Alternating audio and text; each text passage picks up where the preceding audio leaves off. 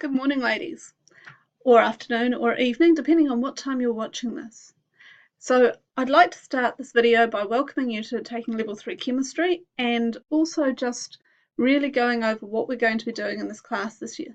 This year's going to be a little bit different to what we've done in the past, or what I've done in the past, and so I think it's important to really introduce it, explain it, and outline things in a clear way. Right. So what I'm going to be doing with your Level 3 Chemistry class this year is running it as a flipped classroom. Now, a flipped classroom is something where everything is available online, so you can work through things at your own pace. That's really important. It means that you can pause stuff, rewind it, go through things at your own speed. You can work ahead if you're getting bored. You can slow it back if you're struggling. If you know you're going to be away for sports or cultural trips or anything else, you can work ahead. You can do that catch up. If you've been sick, you can see what's going on from home. It also means that we can have a lot more flexibility around what we're going to do this year. So I want to get into that next because I think that's really important.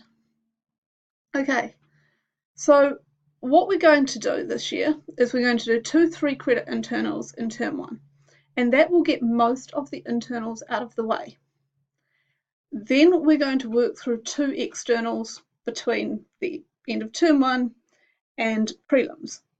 Which 2 externals those are going to be may be up to you, depending on how you go with this. After prelims, we will then work through, hopefully we'll have an option of either doing a 3rd external or doing an extended practical investigation. This is going to require you guys to work independently. Okay, you need to take your responsibility for your own learning and you need to be progressing that yourself. It's not about me standing at the front and telling you everything you need to know anymore. This is going to be about you making sure you've taken that time to learn it for yourself. And that's the big difference with flipped learning. Okay, so what is flipped learning or flipped classrooms or flipped mastery? You see all sorts of terms used. What it is instead of me spending most of each of your lessons standing up the front and talking, because I'm pretty good at that, I'm going to do that in advance. It's going to go into these videos, they're going to go into YouTube, they'll also be linked in various ways. If for whatever reason you don't have access to YouTube, let me know and I can give you a flash drive with all the videos on there so you can watch them elsewhere. You watch the videos at home or at form time or at interval or at lunchtime or after school or somewhere, but not in my class. So when you come into my class, you've already seen the videos. You've made some notes on the videos and you've hopefully got some questions. Either that or you're going, well, this is really easy, where's the next bit? In which case, watch the next video. You can also work with each other. So you understand it, the person next to you doesn't. You can ask them questions, they can help you work through it. That actually helps everybody's learning. Okay, so what are we going to cover this year? Well, in term 1, we're all going to do the same 2 internals. We're all going to do redox and we're all going to do spectroscopy. Those are both 3-credit internals. They're very straightforward. Most people should pass them. Most people should pass them well. They're quite good, but they're quite standalone as well, so they're not going to really feed into anything else. Then we have 3 externals. Particles and thermochemistry, which is a 5-credit external. Organic chemistry, which is a 5-credit external. And aqueous systems, which is a 5-credit external. Now, particles and thermochem basically builds on structure and bonding, which you did last year. Organic chemistry builds on organic chemistry. And aqueous systems kind of builds on chemical reactivity. It takes the acid and base and equilibrium stuff, puts it together and spends a lot more time on that with a lot of maths in it. And then we've got an optional practical investigation, which is a 4-credit internal. Now, what I'm suggesting is that for some of you, depending on where your paths and your futures are lying, may want to swap out one of those externals for the practical investigation. For some of you, if you're going to go on and do something like health sciences, vet or engineering, then you will want to take all 3 of those externals. If you're not, if you're just taking chemistry because you want another UE subject and you don't want to take all 3 externals, then swapping out that internal might be a really good option.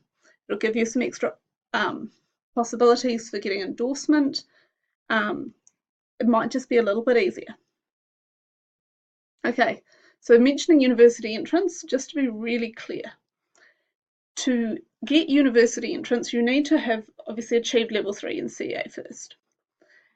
And on top of that, from 3 of the approved subjects, which is any of the standard academic subjects, so, you know, English, any of the maths, any of the sciences, PE, health, art, history, social sciences, all of those sorts of subjects. So from any of those, you need 14 credits from 3 of those approved subjects, and your reading and writing credits. Now, in this course, you've got the option of 20 to 21 credits, so plenty to use it as a UE subject. Depending on how you structure, or how we end up structuring the course, you could end up with 6 credits from internals and 15 from externals, or 10 from internals and 10 from externals. No right or wrong. It's going to depend on everybody's individual needs, and that's really where the beauty of flipped learning comes in, is that we can adjust this for what you want and need. Okay, so these are the 3 options I've got for you, and apologies if this is a little bit confusing. So this is one of those things that you might want to pause, stop and think about. Before you make any kind of decisions as well, you probably also want to think about what you're doing next year. Go onto the website for the university that you're planning to apply to. Have a look at the courses, the chemistry that's involved in it, if it's got any chemistry in it, and see what sort of things do they cover in these courses, and so which of the standards are going to be most relevant for my needs. Okay, but option 1 is the status quo, what I've done previous years. 2 internals, 3 externals. We just do them all together as a class. We'll start with the first one and work through them. 5 standards. 2 in term 1, 3 externals, about 6 to 7 weeks each, finishing around about the end of term 3. All done. Thank you very much. The reason I'm not particularly excited about that is I have far too many students choosing to not attempt one of the externals. To me, that's a pointless waste of my time and your time. If I've spent that time teaching you, we could actually use that knowledge. If you're not going to use it, then let's actually use that time constructively. Okay, option 2 would be rather similar, where everyone does the 2 internals in term 1, then everybody does 2 externals, probably particles and organic, and then at the end of sort of term 3, start of term 4, you have the choice between either aqueous or the practical investigation. You can choose one or the other, not both, one or the other, and go from there. So that's a possibility.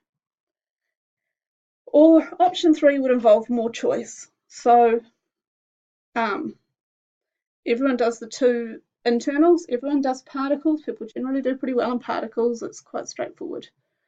And then as your second external, you could choose between either organic or aqueous. So first off, you've got that choice, and then after prelims, or once we get into that 3rd standard, you can choose between either the 3rd external or the investigation. So you've actually got sort of 2 sets of choices in there. So those are the options that you can consider. I don't expect anybody to make any decisions right now because term 1 is pretty clear. We're going to do these 2 internals. Okay, so my expectations, the big one is that you come to class prepared. Okay?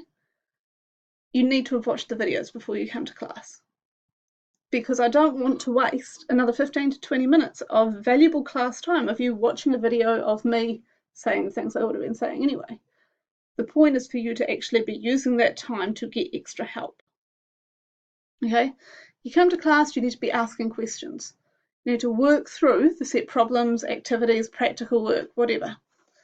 The advantage of the flip model is that you can work ahead, go over stuff, catch up, be proactive, all of that stuff. We can be flexible about that learning. If we don't use this flip model, we're back to option 1 off this previous list, right?